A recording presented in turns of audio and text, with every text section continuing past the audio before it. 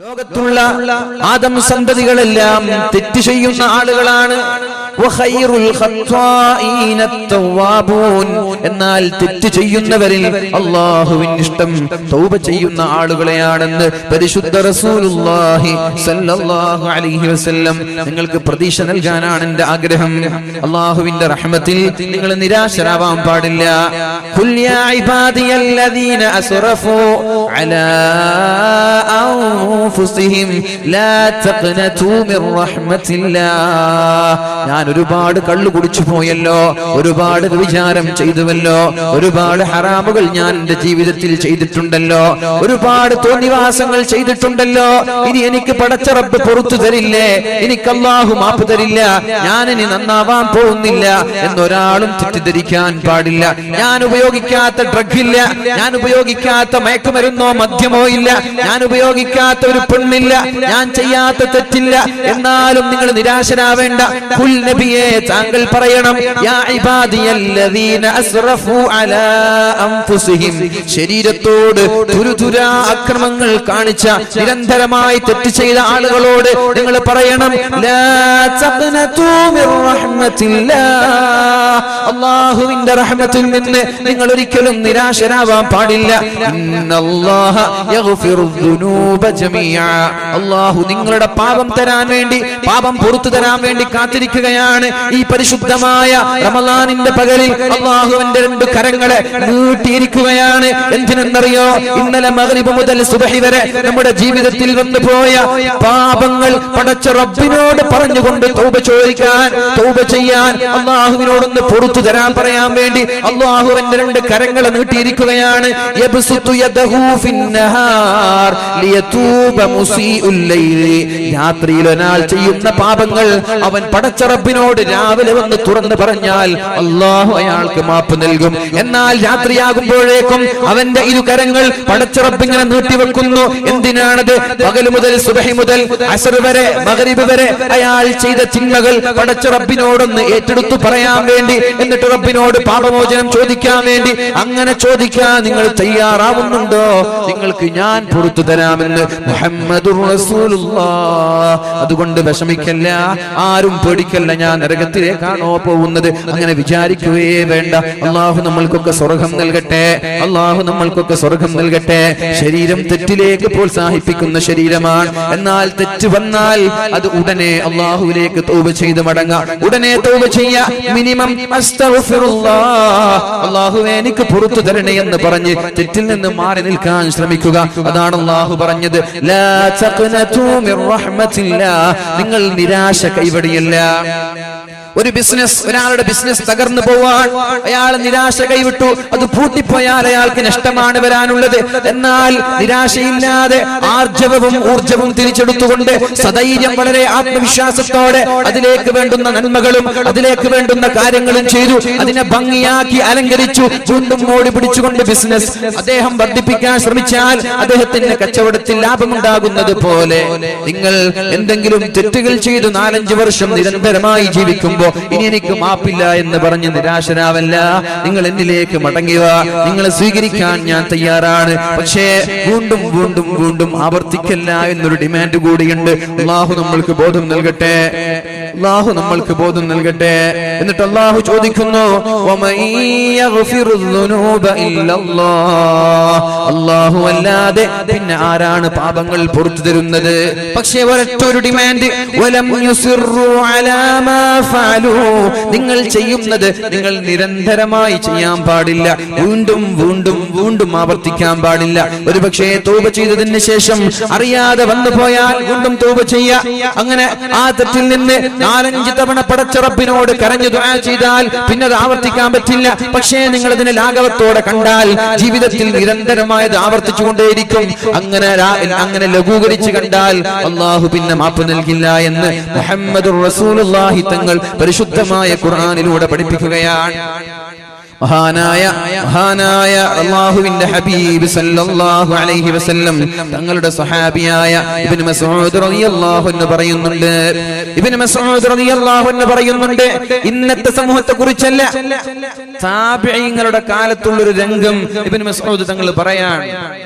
റസൂലുള്ളാഹി സ്വല്ലല്ലാഹു അലൈഹി വസല്ലം തങ്ങളുടെ വഫാത്തിന്റെ ശേഷം താബഈങ്ങളെ കണ്ടപ്പോഴാണ് അവരോട് പറയുന്നത്, ഇന്നൽ മുഅ്മിന, മുഅ്മിനീങ്ങളായ ആളുകൾ യറാ ദുനൂബഹു, അവന്റെ പാപങ്ങൾ ഒരു തെറ്റ് ചെയ്യുമ്പോൾ അവന് തോന്നുന്നത് കഅന്നഹു ഖായിദുൻ തഹ്ത ജബലിൻ, ഒരു പർവതത്തിന്റെ താഴെ നിൽക്കുകയാണെന്ന് അവന് തോന്നുന്നു.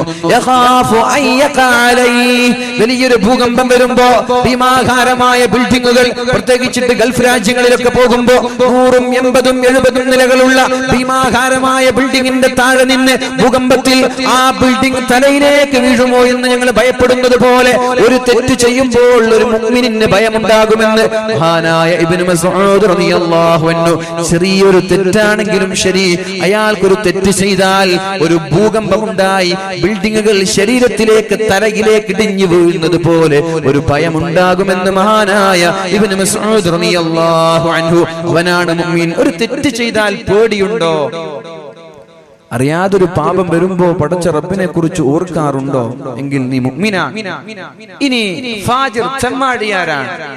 ഇന്നൽ ഫാജിറ, ചെമ്മാടിയായ ഒരു സഹോദരൻ യറാ ദുനൂബഹു, അവന്റെ തിന്മയെ അവൻ കാണുന്നുണ്ട്. അവൻ രാത്രിയുടെ യാമങ്ങളിൽ ഏതെങ്കിലും ഒരു കുട്ടിക്കാട്ടിൽ ചെന്ന് കഞ്ചാവടിച്ചാലും, രാത്രി ഉറങ്ങാതെ വെറുതെ സ്വറ പറഞ്ഞിരുന്നാലും, കള്ളു കുടിച്ചാലും, അവിഹിത ബന്ധങ്ങൾ പുലർത്തിയാലും, പ്രേമങ്ങളിലും പ്രണയങ്ങളിലും പെട്ട് ഹറാമായ സംസാരങ്ങൾ, ചാറ്റിങ്ങും ചീറ്റിങ്ങും കോളിങ്ങും വീഡിയോ കോൺഫറൻസും ഇതൊക്കെ നടത്തുമ്പോഴും അവനൊരു യാതൊരു വിഷമവുമില്ല. സഹോദരിമാരെ, ചെറുപ്പക്കാരാ, ഇത് പരിശുദ്ധമായ കേരളത്തിന്റെ അനുഗ്രഹീതമായ ഭൂമിയാണ് നമ്മുടെ കാസർഗോഡും നമ്മുടെ മഞ്ചേശ്വരവും ഒക്കെ. നമ്മുടെ കാസർഗോഡും മഞ്ചേശ്വരം ഏകദേശം എല്ലാ ആളുകൾക്കും പ്രസിദ്ധമായ സ്ഥലമാണ്. കാരണം എന്താ പറയാ, മഞ്ചേശ്വരം മുതൽ അങ്ങ് തിരുവനന്തപുരത്ത് ഒരു സ്ഥലമുണ്ട്, അതുവരെ എന്നാ പറയാ. അപ്പൊ മഞ്ചേശ്വരം എന്ന് പറഞ്ഞ ഏത് ജില്ലക്കാർക്കും അറിയാം, കാരണം ഇത് കേരളത്തിന്റെ എൻഡാണ്.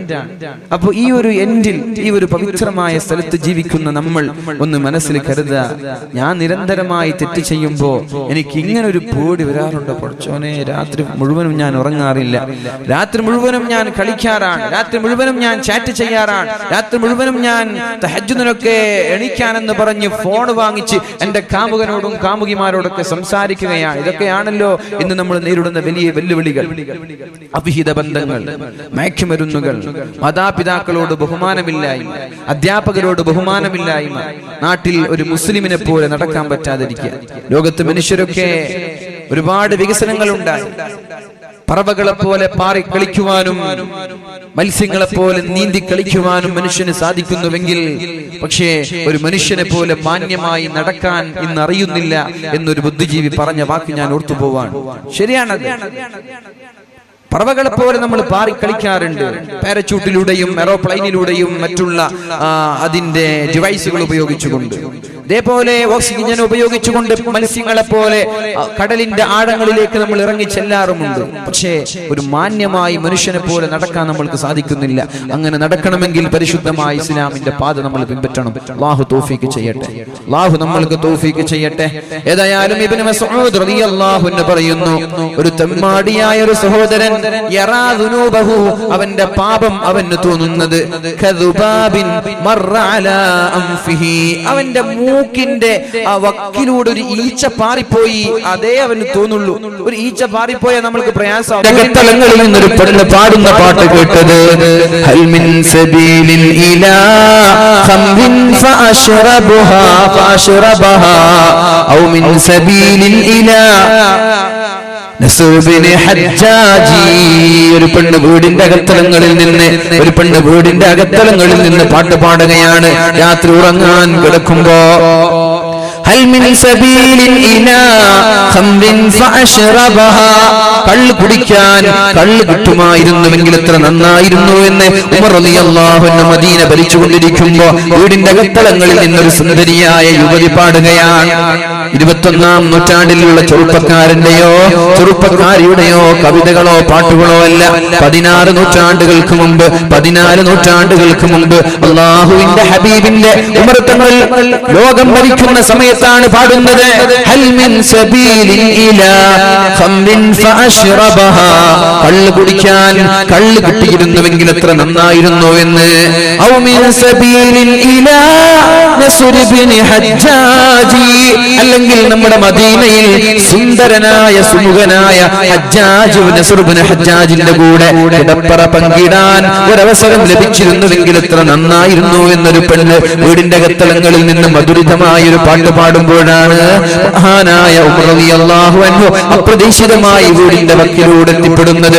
ഉടനെ ഉമർ തങ്ങൾ എന്ത് ചെയ്തു നോക്കണം, ഒരു തെറ്റ് സംഭവിച്ചിട്ടില്ല, സംഭവിക്കുമോ എന്ന് ഭയന്ന് മഹാനായ ഉമർ ഇബ്നുൽ ഖത്താബ് റളിയല്ലാഹു അൻഹു നേരെ ചെല്ലുന്നത് പള്ളിയിലേക്കാണ്. സുബ്ഹി നിസ്കാരം കഴിഞ്ഞ ഉടനെ നസ്ർ ഇബ്നു ഹജ്ജാജ് എന്ന് പറയുന്ന സുമുഖനായ ചെറുപ്പക്കാരന് തന്റെ പള്ളിയിലേക്ക് വിളിച്ചു വരുത്തുകയാണ്.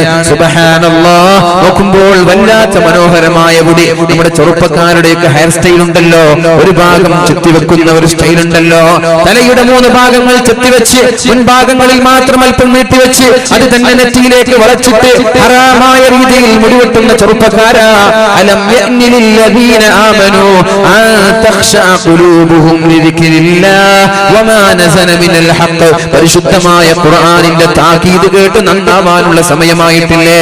പരിശുദ്ധമായ റമളാൻ ഒന്നിന് പിറകെ ഒന്നായി കടന്നു വന്നു, എന്നിട്ടും നിനക്ക് നന്നാവാനുള്ള സമയമായിട്ടില്ലേ? അലം യഅ്നിലിൽ ലദീന ആമനൂ. ആരെയാണ് നീ പിൻപറ്റുന്നത്? ആരുടെ മാതൃകയാണ് നീ ഫോളോ ചെയ്യുന്നത്? ആരാണ് അങ്ങനെ ഒരു ഹെയർ സ്റ്റൈൽ നമ്മൾക്ക് പഠിപ്പിച്ചു തന്നത്? ഉമ്മമാരെ, ഇങ്ങനെയും വിരുദ്ധമായ വൃത്തികെട്ട രീതിയിൽ ഹെയർ സ്റ്റൈൽ കട്ട് ചെയ്തുകൊണ്ട് വീട്ടിലേക്ക് കയറി വരുന്ന മക്കളെ നമ്മൾ 2 കൈയും നീട്ടി സ്വീകരിക്കാറുണ്ടല്ലോ. എവിടെന്നാണ് നിങ്ങൾക്ക് അതിനുള്ള സമ്മതം ആരാണ് തന്നത്? സ്വന്തം മക്കൾ വിരുദ്ധമായ രീതിയിൽ ഹെയർ സ്റ്റൈലുമായിട്ട് അമുസ്ലിമീങ്ങൾ ഇങ്ങനെ ചെയ്യാറില്ലല്ലോ. മുസ്ലിമീങ്ങൾക്ക് മാത്രമാണല്ലോ ഇങ്ങനൊരു വൃത്തികെട്ട സ്വഭാവം കാണുന്നത്. അമുസ്ലിമീങ്ങളൊക്കെ എന്തൊരു വൃത്തിയായിട്ടാണ് തലയൊക്കെ വെട്ടിവെക്കുന്നത്. ഏതോ പാശ്ചാത്യന്റെ ചിഞ്ഞാറുന്ന സംസ്കാരങ്ങൾ, ഏതോ ജൂതന്മാരുടെ ഇംഗ്ലീഷ് സിനിമകളിൽ കാണുന്നത് നമ്മൾ ഇങ്ങോട്ട് ഫോളോ ചെയ്യുകയോ? നിങ്ങൾക്ക് മുമ്പുള്ള ആ സമൂഹത്തിന്റെ വിരോധാഭാസങ്ങളെ, തോന്നിവാസങ്ങളെ നിങ്ങൾ പിന്തുടരാൻ തുടങ്ങിയാൽ നിങ്ങൾക്ക് നാശമുണ്ട് എന്ന് മുഹമ്മദുർ റസൂലുള്ളാഹ്. അതുകൊണ്ട് ചെറുപ്പക്കാരാ, അങ്ങനെയുള്ള തലകൾ ഞാൻ നിങ്ങളെ കുറ്റപ്പെടുത്തുന്നില്ല. ഇനിയെങ്കിലും നമ്മൾക്ക് ബോധം വേണം. ഇനിയും അങ്ങനെ ഒരു സ്റ്റൈലിൽ നമ്മൾ തലവെട്ടരുതേ. മാന്യമായ രീതിയിൽ ആളുകളെ വെറുപ്പിക്കാതെ നല്ല അച്ചടക്കത്തോടെ ജീവിക്കാൻ ശ്രമിക്കണം. അതാണ് ഖുർആൻ ചോദിക്കുന്നത്. ഇങ്ങനെയൊക്കെ വാലുകൾ നടന്നിട്ട്, ഇങ്ങനെയൊക്കെ റമളാനുകൾ വന്നിട്ട് നമ്മൾക്ക് അല്ലാഹുവിനോട് പറയാൻ പറ്റുമോ? പടച്ചറബേ, എനിക്ക് പഠിപ്പിച്ചു തരാൻ ആളുകൾ ഉണ്ടായിട്ടില്ല എന്ന് പറയാനുള്ളൊരു അവസരം നമ്മൾക്കുണ്ടോ? യൂട്യൂബിൽ ചെന്നാൽ ലക്ഷക്കണക്കിന് വാലുകൾ, വാട്സപ്പിലൂടെ വരുന്നത് വാലുകൾ തന്നെ. എവിടെ നോക്കിയാലും വാലുകൾ. മദ്രസകൾ കൂണുപോലെ വളരുകയാണ്. എവിടെ പോയാലും ഉസ്താദുമാർ, ഖുർആൻ ക്ലാസുകൾ, ഇങ്ങനെ നിരന്തരമായി ഒന്നിന് പിറകെ ഒന്നായി വാലുകൾ നമ്മുടെ വിരൽ തുമ്പിലേക്ക് കടന്നു വരുമ്പോ അല്ലാഹുവിനോട് എനിക്ക് അറിഞ്ഞിട്ടില്ല, ഞാൻ കേട്ടിട്ടില്ല എന്ന് പറയാനുള്ളൊരു അവസരം നമ്മൾക്കില്ല. അതുകൊണ്ട് നന്നാവണേ. ഖുർആൻ ചോദിക്കുന്നത് പോലെ അലം യഅ്നിലിൽ ലദീന ആമനൂ, ഓ സത്യവിശ്വാസികളെ, നിങ്ങൾക്ക് നന്നാവാനുള്ള സമയമായിട്ടില്ലേ? നിങ്ങൾക്ക് നന്നാവാനുള്ള സമയമായിട്ടില്ലേ? ഇനി എപ്പോഴാണ് നന്നാവുന്നത് എന്ന് ഖുർആൻ ചോദിക്കുമ്പോ ബലാ യാ റബ്ബ്, അല്ലാഹുവേ, ഞാനിതാ നന്നാവുകയാണല്ലോ, ഞാൻ നന്നാവുകയാണല്ലോ. ഈ പരിശുദ്ധമായ റമളാനിന്റെ ഈ 11ാമത്തെ ദിവസം കൊണ്ട് ഞാൻ നന്നാവുകയാണെന്ന് പറഞ്ഞ് നന്നാവാനുള്ള സന്മനസ് വേണം. അല്ലാഹു നമ്മൾക്ക് തൗഫീഖ് ചെയ്യട്ടെ. ഉമ്മമാരെ, ചെറുപ്പത്തിൽ തന്നെ ചെറിയ ചെറിയ കുട്ടികളെ നിങ്ങൾ എന്തൊക്കെയോ വൃത്തികേടുള്ള ഹെയർ സ്റ്റൈൽ കൊടുക്കാറുണ്ടല്ലോ. തന്റെ മകനൊന്ന് ഭംഗിയായി കാണട്ടെ എന്ന് പറഞ്ഞിട്ടൊക്കെ ചെറിയ ചെറിയ കുട്ടികളെ വൃത്തികെട്ട രീതിയിൽ നിങ്ങൾ ബാർബർ ഷോപ്പിൽ കൊണ്ടുപോയി മുടിവെട്ടാറുണ്ടല്ലോ. അന്ന് മുതലാണ് ഈ മോശപ്പെട്ട സ്വഭാവം അവർ പഠിക്കുന്നത്. പിന്നെ വലുതാകുമ്പോ നിങ്ങൾക്കതൊരു വൃത്തികേടായി തോന്നി. മക്കളോട് നിങ്ങൾ ഉപദേശിച്ചാൽ അവർ നന്നാവൂല. എന്റെ 4-5 വയസ്സുള്ള സമയത്ത് നിങ്ങളാണ് അവർക്ക് ഇത്രയും മോശമായ രീതിയിലുള്ള ചീഞ്ഞുനാറുന്ന സംസ്കാരം പഠിപ്പിച്ചു കൊടുത്തത്. ആദ്യത്തെ പാളിച്ച വന്നത് നിങ്ങളുടെ ഭാഗത്താണ്. ആ പാളിച്ചകൾ വരാതെ, ആ പ്രശ്നങ്ങൾ വരാതെ, ആ ന്യൂനതകൾ വരാതെ ഇനിയുള്ള ദിവസങ്ങൾ നമ്മൾ ശ്രദ്ധിച്ചേക്കണം. അല്ലാഹു തൗഫീഖ് ചെയ്യട്ടെ. കഴിഞ്ഞു പോയതൊക്കെ അല്ലാഹു നമ്മൾക്ക് മാപ്പ് നൽകട്ടെ. അല്ലാഹുവേ, കഴിഞ്ഞു പോയത് നീ ഞങ്ങൾക്ക് മാപ്പ് നൽകണേ അല്ലാഹ്. അറിയാതെ ചെയ്തു പോയതാണ് റബ്ബേ. ഇനിയുള്ള കാലം തെറ്റ് ചെയ്യാതെ ജീവിക്കാൻ എല്ലാവർക്കും നീ തൗഫീഖ് ചെയ്യണേ അല്ലാഹ്. നമ്മുടെ ചെറുപ്പക്കാരെ സാലിഹീങ്ങളിൽ പെടുത്തണേ അല്ലാഹ്. എല്ലാവിധ മദ്യങ്ങളുടെയും മയക്കുമരുന്നിന്റെയും മാഫിയകളിലോ ലോബികളിലോ പെട്ടുപോയിട്ടുണ്ടെങ്കിൽ അതെല്ലാം വലിച്ചെറിഞ്ഞുകൊണ്ട് പരിശുദ്ധമായ ഇസ്ലാമിന്റെ ആ മഹിതമായ സംസ്കാരത്തിലേക്ക് കടന്നു വരാനും അല്ലാഹുവേ ഞാൻ ഇതാ റമദാൻ കൊണ്ട് നന്നായിരിക്കുകയാണെന്ന് പറയുവാനും നമ്മുടെ ചെറുപ്പക്കാർക്ക് നീ ഭാഗ്യം നൽകണേ അല്ലാഹ്. പ്രണയങ്ങളുടെയോ പ്രേമങ്ങളുടെയോ കണികളിലോ വലയങ്ങളിലോ പെട്ടുപോയ സഹോദരിമാർ, അവരിൽ മുസ്ലിമീങ്ങളോട് ബന്ധമുള്ളവരുണ്ട്, അമുസ്ലിമീങ്ങളോട് ബന്ധം വെക്കുന്നവരുണ്ട്. പ്രത്യേകിച്ചിട്ട് നമ്മുടെ നാട് മറ്റുള്ള പ്രത്യേകിച്ചിട്ട് മാംഗ്ലൂരുമായി ബന്ധപ്പെട്ട് കിടക്കുന്നത് കൊണ്ട് അവിടെ പല ആളുകൾ പഠിക്കുന്നത് കൊണ്ടും അങ്ങനെ പല അവിഹിത ബന്ധങ്ങളുടെ കഥകൾ പല സമയത്തും കേൾക്കാറുണ്ട്, വിഷമം തോന്നാറുണ്ട്. പൊന്നു സഹോദരി, ഒരു നിമിഷത്തെ സുഖത്തിന് വേണ്ടി, ഒരു നിമിഷത്തെ താല്പര്യത്തിന് വേണ്ടി, ഒരു നിമിഷത്തെ ആവേശത്തിന് വേണ്ടി പടച്ച റബ്ബിനെ മറന്നാൽ അല്ലാഹുവിന്റെ കോടതിയിൽ നിരന്തരമായി അല്ലാഹുവിന്റെ നരകത്തിന്റെ ഭയാനകമായ ശിക്ഷ സഹിക്കാനുള്ള ശേഷി നിനക്കുണ്ടോ എന്നോർത്തു നോക്കുക. ഏതായാലും മഹാനായ ഉമർ ഇബ്നുൽ ഖത്താബ് റളിയല്ലാഹു അൻഹു ചെറുപ്പക്കാരനെ വിളിച്ചു. നോക്കുമ്പോ മുടിയൊക്കെ ഭംഗിയായി വെട്ടി വളരെ മനോഹരമായ നല്ല സ്റ്റൈലുള്ള ഒരു ചെറുപ്പക്കാരൻ. പ്രത്യേകിച്ചിട്ട് നമ്മുടെ ചെറുപ്പക്കാരൊക്കെ വല്ലാത്ത ഗ്ലാമറാണ് അല്ലെ, അങ്ങനല്ലേ? നമ്മുടെ ചെറുപ്പക്കാരൊക്കെ നല്ല ഗ്ലാമറാണ്, മനോഹരമായ. അള്ളാഹുവിന്റെ വലിയൊരു സൗഭാഗ്യമാണ് നമ്മുടെ കാസർഗോഡ് ജില്ല പ്രത്യേകിച്ചിട്ട്.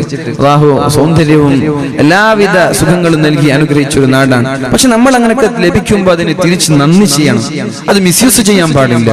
അപ്പൊ ഈ സഹോദരന്റെ ഭംഗി ആ പെണ്ണിനെ വശീകരിക്കുകയാണ്, ആ പെണ്ണിന് താല്പര്യം വരികയാണ്. അപ്പൊ നമ്മൾ എന്താണ് മനസ്സിലാക്കേണ്ടത്? നമ്മളൊക്കെ മനോഹരമായ വസ്ത്രം ധരിച്ചുകൊണ്ട് ഷോപ്പിലേക്കും അത് സെയിൽസ്മാൻ ആയിട്ടും അല്ലെങ്കിൽ ബസ് സ്റ്റാൻഡിലേക്കും അങ്ങാടികളിലേക്കും ഒക്കെ പോവാറുണ്ട്. നമ്മുടെ ലക്ഷ്യം എന്താ? ആരെങ്കിലും ഒന്ന് കണ്ടോട്ടെ, എന്റെ ഭംഗി ആളുകൾ ആസ്വദിക്കട്ടെ എന്ന ലക്ഷ്യത്തോടെയാണ് പോകുന്നത്. പക്ഷേ ആ ലക്ഷ്യം പോലും ഹറാമാണ്, ആ ലക്ഷ്യം പോലും തെറ്റാണ്. ഉമർ തങ്ങൾ ഉടനെ ആ ചെറുപ്പക്കാരനോട് പറഞ്ഞു, പോടാ ബാർബർ ഷോപ്പിൽ പോയി വാ, എന്നിട്ട് മുടി മുണ്ടനം ചെയ്ത് മൊട്ടയടിച്ച് വരാൻ പറഞ്ഞു. മൊട്ടടിച്ചപ്പോഴേക്കും വല്ലാത്ത ഭംഗി വർദ്ധിച്ചു. ചില ആളുകൾ അങ്ങനെയില്ലേ, സ്റ്റൈലുള്ള ആളുകൾ എങ്ങനെ ആയാലും സ്റ്റൈൽ തന്നെയാണ്.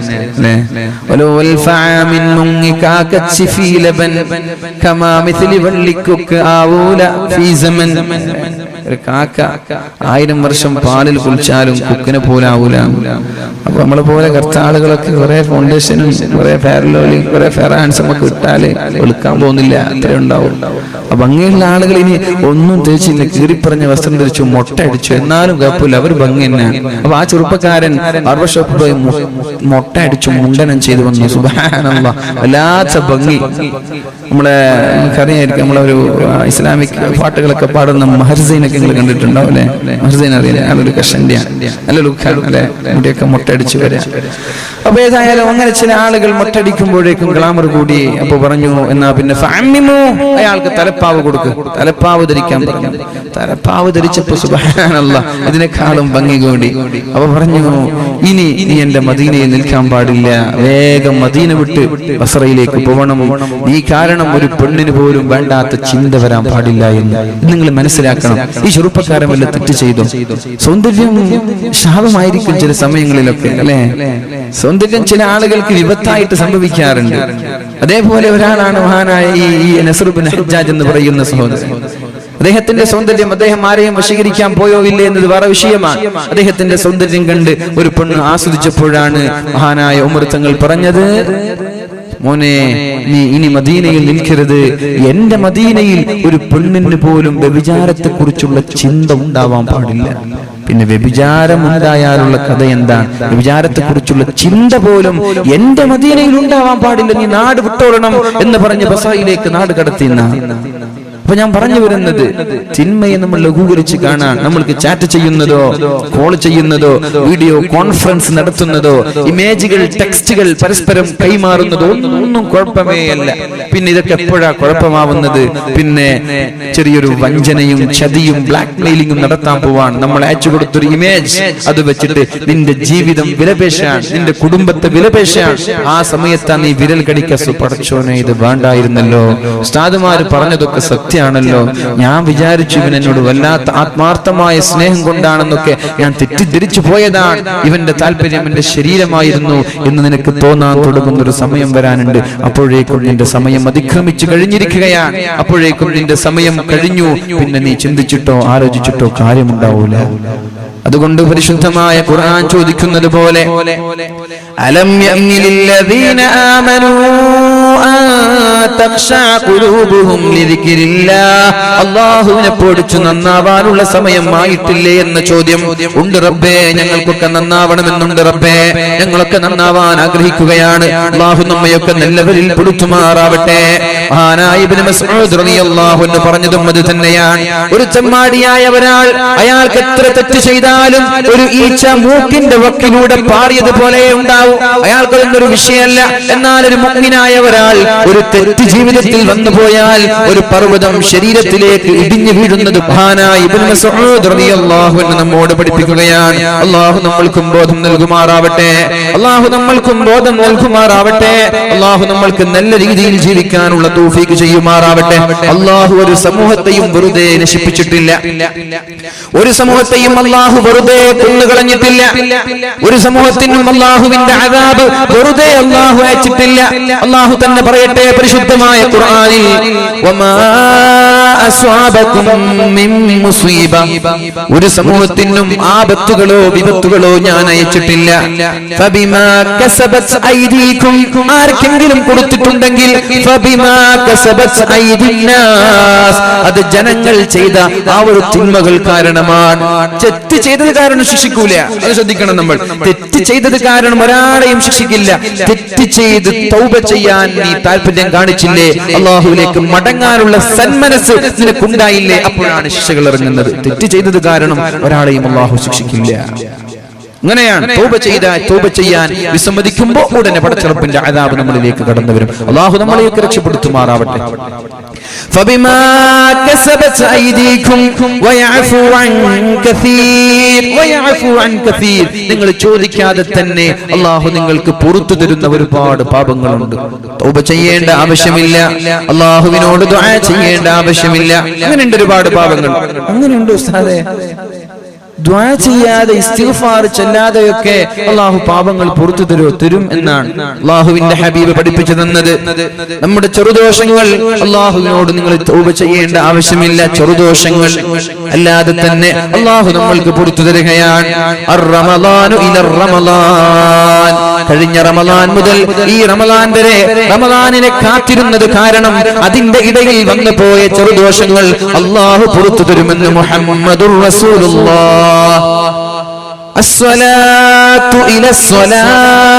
ഒരു നിസ്കാരം മുതൽ ളുഹർ നിസ്കാരം മുതൽ അസ്ർ വരെ നിസ്കാരത്തെ കാത്തിരുന്ന സമയം അതിനിടയിൽ നമ്മുടെ ഭാഗത്ത് വരുന്ന ചെറുദോഷങ്ങൾ നിങ്ങൾ ചോദിക്കാതെ തന്നെ അല്ലാഹു നിങ്ങൾക്ക് പുറത്തു തരുമെന്ന് പരിശുദ്ധ ഹബീബ് സല്ലല്ലാഹു അലൈഹി വസല്ലം. അൽ ജുമുഅത്തു ഇലൽ ജുമുഅ പരിശുദ്ധമായ ജുമുഅ കഴിഞ്ഞ ആഴ്ച കഴിഞ്ഞു. ഇനി നാളെ വരാനിരിക്കുകയാണ്. ഈ ജുമുഅയുടെ ഇടയിൽ നമ്മുടെ ജീവിതത്തിൽ വന്നു പോയ ചെറുദോഷങ്ങൾ അല്ലാഹു പുറത്തു തരികയാണ് ചോദ്യമില്ലാതെ. ഇത് പറഞ്ഞത് പരിശുദ്ധ റസൂലുള്ളാഹി സ്വല്ലല്ലാഹു അലൈഹി വസല്ലം. ഇൽമിന്റെ സദസ്സിലേക്ക് വന്നത് കാരണം, ദഅലിന്റെ സദസ്സിലേക്ക് വന്നത് കാരണം, ദിക്റിന്റെ മജ്ലിസിലേക്ക് വന്നത് കാരണം, മജ്ലിസിനൂറൊക്കെ അതൊരു പ്രകാശത്തിന്റെ സദസ്സായി, ഹൃദയത്തിന്റെ പ്രകാശമായി, മുഖത്തിന്റെ പ്രകാശമായി നമ്മുടെ നാടുനീള പള്ളികളിൽ നടന്നുകൊണ്ടിരിക്കുമ്പോൾ ഏതെങ്കിലും ഒരാൾ അങ്ങനെയുള്ള ഒരു സദസ്സിൽ വന്നിരിക്കാൻ തയ്യാറായാൽ അല്ലാഹു പറയുന്നു പരിശുദ്ധമായ സ്വഹീഹായ ഹദീസിൽ പഠിപ്പിക്കുകയാണ്, നിങ്ങൾ ഈ സലാത്ത് ഈ പരിപാടി കഴിഞ്ഞ് ദുആ കഴിഞ്ഞ് മജ്ലിസുൻ നൂർ കഴിഞ്ഞ് സലാത്ത് ചൊല്ലി വീട്ടിലേക്ക് പുറപ്പെടുമ്പോഴേക്കും നിങ്ങളുടെ ചെറുദോഷങ്ങൾ എല്ലാം ഞാൻ മാപ്പ് ചെയ്തിരിക്കുകയാണ്. ചെറുദോഷങ്ങൾ ഇങ്ങനെ തന്നെ പൊറുക്കപ്പെടുന്നുണ്ട്. ഒരു സലാത്ത് ചൊല്ലുമ്പോ അതോടൊപ്പം 10 ചെറുദോഷങ്ങൾ അല്ലാഹു മായ്ച്ചു തരുന്നുണ്ട്. ഒരു സദഖ ചെയ്യുമ്പോഴേക്കും ഒരുപാട് ചെറുദോഷങ്ങൾ അല്ലാഹു മാപ്പ് നൽകുന്നുണ്ട്. അങ്ങനെ ജീവിതത്തിൽ നമ്മൾ അറിയാതെ തന്നെ നമ്മുടെ ചെറുദോഷങ്ങൾ അല്ലാഹു പുറത്തു തരുമ്പോ ഇനി ബാക്കിയുള്ളത്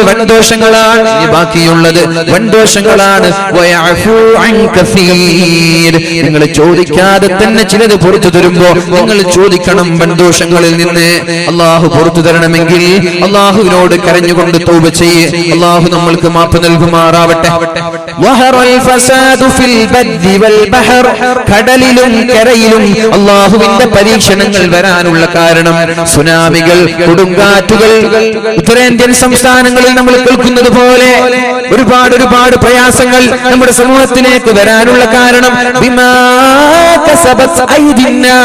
അള്ളാഹു വെറുതെ കൊടുത്തതല്ല. അതൊക്കെ അള്ളാഹുവിനോട് അതിക്രമം കാണിച്ചു, തൗബ ചെയ്യാൻ മടി കാണിച്ചത് മൂലം അള്ളാഹു അവരെ നശിപ്പിച്ചിരിക്കുകയാണ്.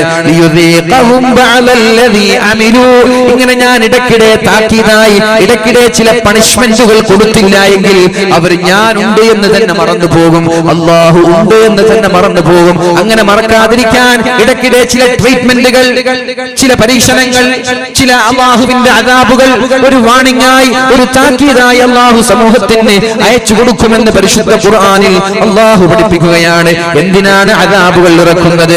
ലഅല്ലഹും യർജിഊൻ. ഈ ഉത്തരേന്ത്യൻ സംസ്ഥാനങ്ങളിൽ നിരന്തരമായി കേട്ടുകൊണ്ടിരിക്കുന്ന ഭൂകമ്പങ്ങളെ കുറിച്ച് നിങ്ങൾ മനസ്സിലാക്കുമ്പോഴേക്കും ഈ മഞ്ചേശ്വരത്ത് നിൽക്കുന്ന എല്ലാ തോന്നിവാസികളും വിചാരിക്കണം, പടച്ചവനെ അവിടേക്ക് ഭൂകമ്പം എത്തി, ചൈനയിലേക്ക് സുനാമി എത്തി, ഇന്തോനേഷ്യയിൽ സുനാമി എത്തി, മറ്റുള്ള ഗൾഫ് രാജ്യങ്ങളിൽ കൊടുങ്കാറ്റെത്തി, ഇനി നമ്മുടെ മഞ്ചേശ്വരത്തേക്ക്, നമ്മുടെ കേരളത്തിലേക്ക് വരാനിരിക്കുന്നതേയുള്ളൂ. എന്തിനാണ് ഇതൊക്കെ അല്ലാഹു ശിക്ഷകൾ നൽകിയത്? ലഅല്ലഹും യർജിഊൻ. ഞാൻ നന്നാവാൻ വേണ്ടിയിട്ടാണല്ലോ, ഞാനൊന്ന് തൗബ ചെയ്യാൻ വേണ്ടിയിട്ടാണല്ലോ, ഞാനൊന്ന് അള്ളാഹുവിലേക്ക് മടങ്ങാൻ വേണ്ടിയിട്ടാണല്ലോ. പത്രങ്ങളിൽ വായിക്കുന്ന ആളുകളല്ലേ നമ്മൾ. ആക്സിഡന്റിന്റെ വാർത്തകൾ കേൾക്കുമ്പോ എന്തേ ഞങ്ങളുടെ വണ്ടികളും ആക്സിഡന്റ് ആയിക്കൂടെ, ഞങ്ങളുടെ കുടുംബങ്ങളിലും അപകടങ്ങൾ നടന്നൂടെ? ഇതൊരു ഇങ്ങനെ ഒരു വാർത്തകൾ വായിക്കുമ്പോ ഉടനെ നമ്മൾ കരുതണം ലഅല്ലഹും യർജിഊൻ. ഈ ആക്സിഡന്റിന്റെ വാർത്തകൾ നമ്മുടെ ശരീരത്തിൽ, നമ്മുടെ ചെവിയിലേക്ക് തുളച്ചു കയറുന്നത് തന്നെ എന്റെ ഡ്രൈവിംഗിൽ ചെറിയൊരു അവയർനെസ് എനിക്ക് ഉണ്ടാവാൻ വേണ്ടിയിട്ടാണ്, ചെറിയൊരു ബോധം എനിക്ക് ഉണ്ടാവാൻ വേണ്ടിയിട്ടാണ്. മനുഷ്യന്മാരെ, കേരളക്കരയെ, കാസർഗോഡ് ജില്ലയെ പ്രത്യേകിച്ചിട്ട് കണ്ണീരിലാഴ്ത്തിയ, ദുഃഖത്തിന്റെ കരിനിഴൽ വീഴ്ത്തിയ ഒരപകടം നമ്മുടെ നാട്ടിൽ നടന്നപ്പോ ഈ ചുറ്റുകൂടിയിരിക്കുന്ന ആളുകളോട് എനിക്ക് പറയാനുള്ളത്, അള്ളാഹുവിനെ പേടിച്ചുകൊണ്ട് ഇങ്ങനെയുള്ള അപകടങ്ങൾ നമ്മുടെ നാട്ടിൽ നാടുകൾ വർദ്ധിച്ചുകൊണ്ടിരിക്കുമ്പോ ഓരോ വാതിന്റെ കണ്ണൂർ ഭാഗത്തേക്ക് പോകുമ്പോഴേക്കും ഒരു ദിവസം ഒരു ആക്സിഡന്റ് കാണാത്ത ദിവസമില്ല. ഇങ്ങനെ നിരന്തരമായി ആക്സിഡന്റുകൾ നടക്കുമ്പോ നിങ്ങൾ ദയവ് ചെയ്ത് വാഹനങ്ങളിൽ കയറുമ്പോ ബിസ്മില്ലാഹി തവക്കൽതു അലല്ലാഹ്, അല്ലാഹുവേ എന്റെ വാഹനത്തെ, എന്റെ ജീവിതത്തെ, എന്റെ കുടുംബത്തെ ഞാൻ നിന്നെ ബരമേൽപ്പിച്ചുകൊണ്ടാണ് കയറുന്നത്. സുബ്ഹാനല്ലദീ സഖറ ലനാ ഹാദാ വമാ കുന്നാ ലഹു മുഖ്രിനീൻ. അല്ലാഹുവേ ഈ ഒരു വാഹനം എനിക്ക് കീഴ്പ്പെടുത്തി തന്ന റബ്ബേ നീ പരിശുദ്ധനാണ് എന്ന് പറഞ്ഞുകൊണ്ട് തന്റെ വാഹനത്തിൽ കയറുക, എന്നിട്ട് മാന്യമായി ഡ്രൈവ് ചെയ്യുക. എന്നാൽ അപകടങ്ങളിൽ നിന്ന് അല്ലാഹു നമ്മളെ സംരക്ഷിക്കും. അല്ലാതെ ഒരു ദിക്റുമില്ല, ഒരു ഫാത്തിഹയില്ല, ഒന്നുമില്ലാതെ മൃഗത്തെ പോലെ വണ്ടിയിൽ കയറി, ഇല്ലാത്ത വണ്ടിയിൽ കയറി ഒരു ലക്ഷ്യമായി പോവുക. ഇതിന് അല്ലാഹു ചില ആളുകൾക്ക് താക്കീത് നൽകുകയാണ്. അല്ലാഹു മരിച്ചുപോയ ആളുകൾക്കൊക്കെ അല്ലാഹു മഗ്ഫിറത്ത് നൽകട്ടെ. അല്ലാഹു ആ കുടുംബത്തിന് നല്ലൊരു പകരം നൽകട്ടെ. അല്ലാഹു ഇതുപോലെയുള്ള അപകടങ്ങളിൽ നിന്ന് നമ്മയും നമ്മുടെ നാട്ടുകാരെയും സംരക്ഷിക്കുമാറാവട്ടെ. ആമീൻ ബിറഹ്മതിക യാ അർഹമർ റഹീമീൻ. എന്തിനാണ് ഇതൊക്കെ നൽകുന്നത്? ലിയുദീഖഹും ബഅദല്ലദീ അമിലൂ. നിങ്ങളുടെ ജീവിതത്തിൽ വന്നുപോയ ചില പ്രവർത്തനങ്ങൾ അത് നിങ്ങൾക്ക് അല്ലാഹു അറിയിച്ചു തരാനാണ് ഈ ശിക്ഷകൾ. ലഅല്ലഹും യർജിഊൻ. ഇതൊക്കെ കേൾക്കുമ്പോൾ നിങ്ങൾ നന്നാവണം, മാറണം. അതിന് അല്ലാഹു നമ്മൾക്ക് തൗഫീഖ് ചെയ്യട്ടെ. എന്നിട്ട് അല്ലാഹു പറയുകയാണ്, ഫകുല്ലൻ അഖദ്നാ ബിദംബി. എല്ലാവരെയും ഞാൻ എന്റെ ശിക്ഷകൾ കൊണ്ട് കൊന്നു കളഞ്ഞിരിക്കുകയാണ്, എല്ലാവരെയും ഞാൻ നശിപ്പിച്ചു കളഞ്ഞിരിക്കുകയാണ്. ഫമിൻഹും മൻ അർസൽനാ അലൈഹിം ഹാസിബാ. ചില ആളുകൾക്ക് ഞാൻ ആകാശലോകങ്ങളിൽ നിന്ന് വലിയ വലിയ കൊടുങ്കാറ്റുകൾ, ചരൽക്കല്ലുകൾ ഉൾപ്പെടുന്ന കൊടുങ്കാറ്റുകൾ നൽകിക്കൊണ്ട് ചില സമൂഹത്തെ ഞാൻ നശിപ്പിച്ചിട്ടുണ്ട്. ഇത് പറയുന്നത് അല്ലാഹുവിന്റെ ഹബീബിന്റെ സമൂഹത്തോടാണ്. എന്തിനാണ് ഇത് പറയുന്നത്? അവരെ നശിപ്പിച്ചത് കൊടുങ്കാറ്റുകൾ കൊണ്ടാണെങ്കിൽ എന്തോ ഒരു പാപം അവരുടെ സമൂഹത്തിൽ വന്നിട്ടുണ്ട്. നിരന്തരമായി അവരെ നന്നാക്കുവാനും അവരെ അല്ലാഹുവിനെ പേടിക്കുവാനും നിരന്തരമായി ഉപദേശിക്കുന്ന ഒരു പ്രവാചകൻ അവരിലേക്ക് വന്നിട്ടുണ്ട്. എന്നിട്ട് വിധത്തിലേക്ക് മാറ്റം നൽകാനാണ്. ഫമിൻഹും മൻ അഖദതുഹു സ്വൈഹ. അതിൽ ചില ആളുകൾ ഒരു അട്ടഹാസം കൊണ്ട് നശിച്ചു പോയവരുണ്ട്.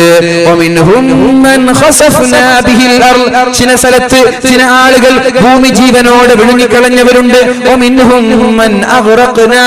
എന്നാൽ വെള്ളത്തോടെ ജീവനോടെ ആ കടലുകളിൽ മുക്കിക്കുന്ന ആളുകളുണ്ട്. വമാ കാന അല്ലാഹു ലിയദ്ലിമഹും.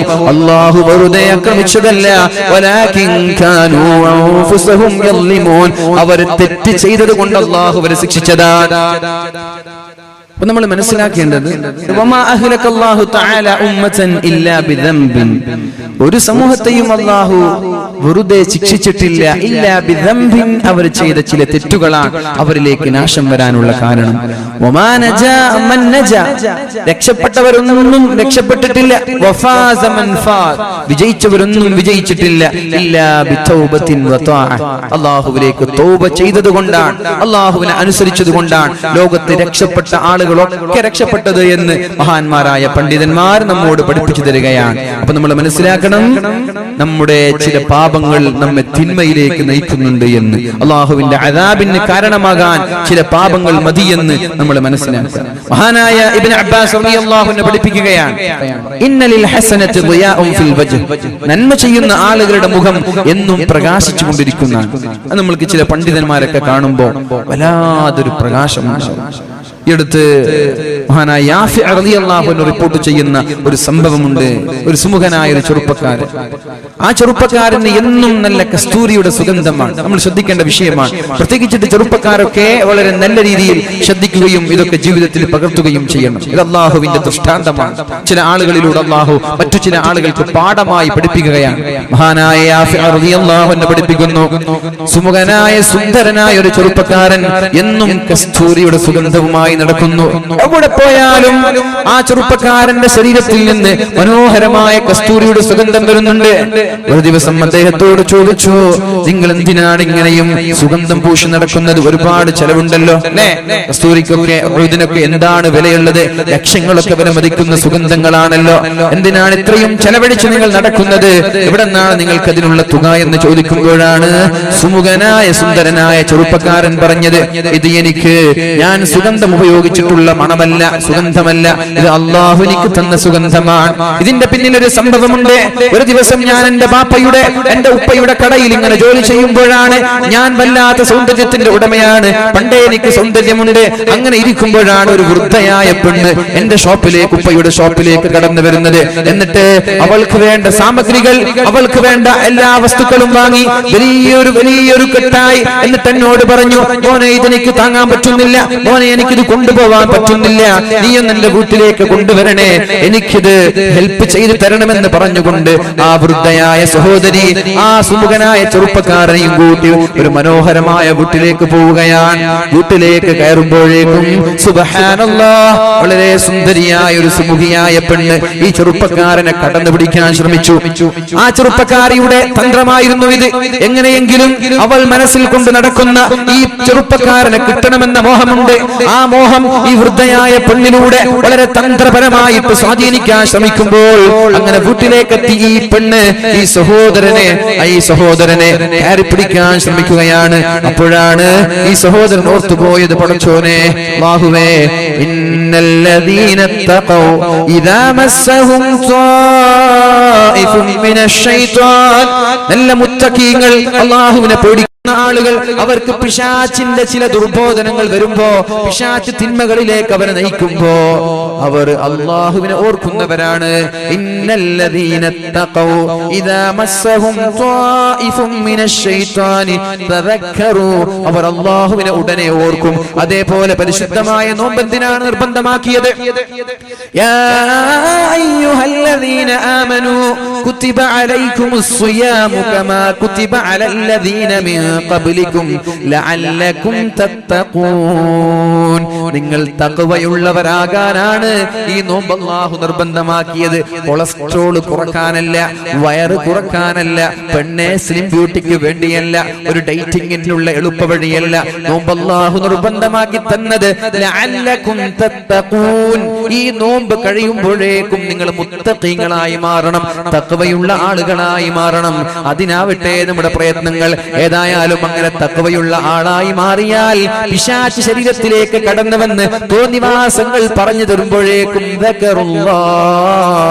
അല്ലാഹുവിനെ ഓർക്കുകയും അവർക്ക് അതിൽ നിന്ന് മാറാനുള്ള അവസരം ഉണ്ടാവുകയും ചെയ്യും. അങ്ങനെ ഈ ചെറുപ്പക്കാരനെ കടന്നു പിടിക്കാൻ വേണ്ടി ഈ പെണ്ണ് ഓടി വന്നപ്പോഴേക്കും പെണ്ണിനോട് പറഞ്ഞു, എനിക്കൊന്ന് ബാത്റൂമിൽ പോകണം, ഒന്ന് കുളിച്ച് ഫ്രഷായി ഞാൻ വരട്ടെ. ഭടന്മാരുടെ കൂടെ, പരിചാരകരുടെ